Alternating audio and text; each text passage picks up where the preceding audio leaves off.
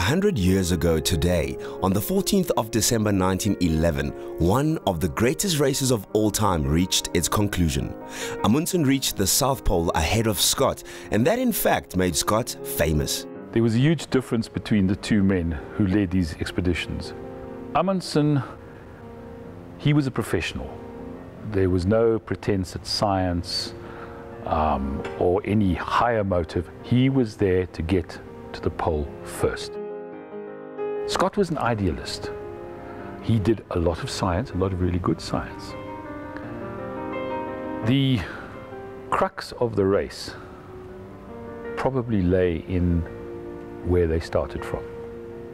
Scott went back to his old base where he'd launched his 1902-1903 expedition from. And Amundsen went further to the other side of the Ross Sea, to a place called the Bay of Whales, which crucially is about 100 miles closer to the pole. He also started just a little bit earlier, got his depot parties out. He was very good at laying depots. And that gave them the edge, plus the fact that they had dogs. The British, for most of their journey, it was people pulling sledges. It was in fact a combination of many elements that led to Scott's downfall and ultimately to his team's tragic end. They were a little bit later. They arrived at the pole 34 days later, to this incredible disappointment to find a tent with a Norwegian flag, and they'd lost. And now came this despondent journey back. We failed.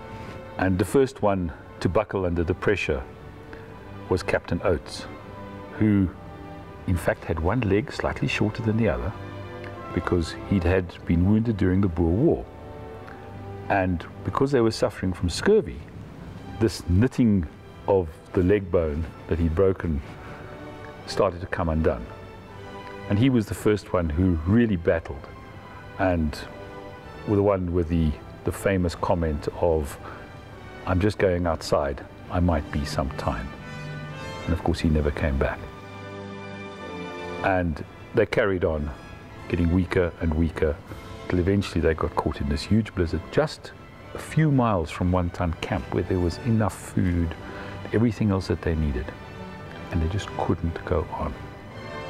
And lay in their tent, and one by one they died. Scott, it seems, was the last one.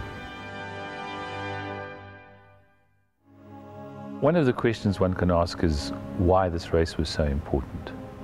There were a few things. There was national pride, of course. Britannia ruled the waves and ruled a great chunk of the world.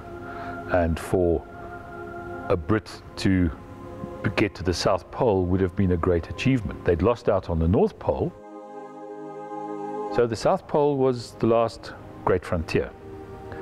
For the Norwegians, a country which had only just recently become independent, of course that was also a big national achievement. But also Antarctica was the last unexplored continent. All the other continents had been explored to a greater or lesser extent. Antarctica was still unknown. People had just really nibbled around the fringes of it. Reaching the South Pole brings to mind an obvious question. How do you know you're at the South Pole, especially considering the year is 1911?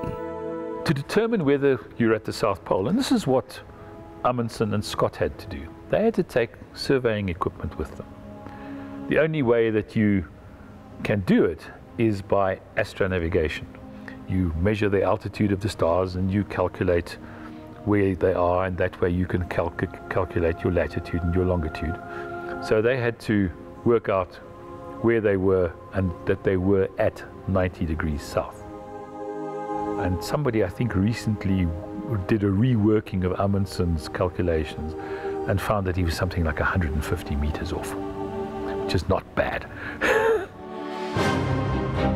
Today, 100 years later, 7 teams from 6 nations are in preparation to tackle the Antarctic once again to commemorate the epic Amundsen and Scott race to the South Pole.